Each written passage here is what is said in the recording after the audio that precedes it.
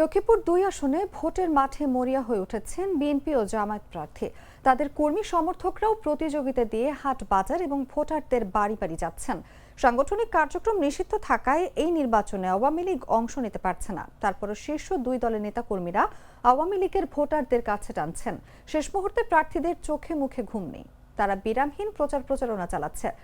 এই আসনে বিএনপির ৩ বারের সাবেক সংসদ সদস্য আবুল খায়ের ভূঁইয়ার সঙ্গে এবার জামায়াতের প্রার্থী AHUM রুহুল আমিন ভূঁইয়া টক্কর দিচ্ছেন।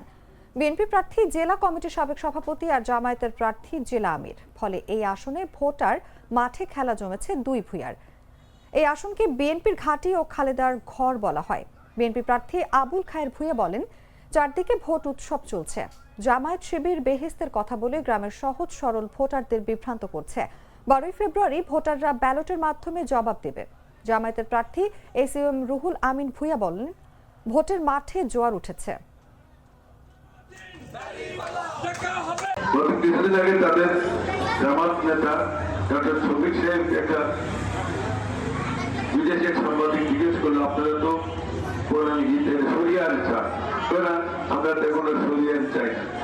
যদি আপনারা নির্বাচিত হবেন সরিয়ে আইন প্রবর্তন করবেন, আমরা আছে কোনটা সেটা তো বুঝি না।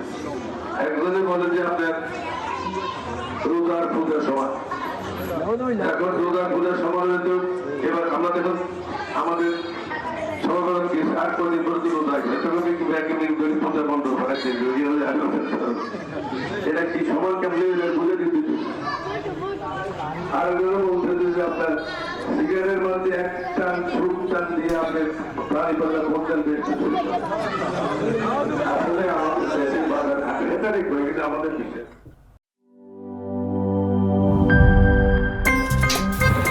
আমার একটা স্মার্ট সিদ্ধান্তে 25% গ্যাসের খরচ কমেছে। ভাবছেন কিভাবে?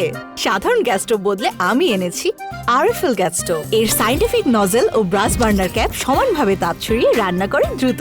তাই গ্যাসও বাঁচায় 25%, টাকাও বাঁচে 25%। আরএফএল গ্যাস স্টোভ নিরাপদ ও গ্যাস সাশ্রয়ী।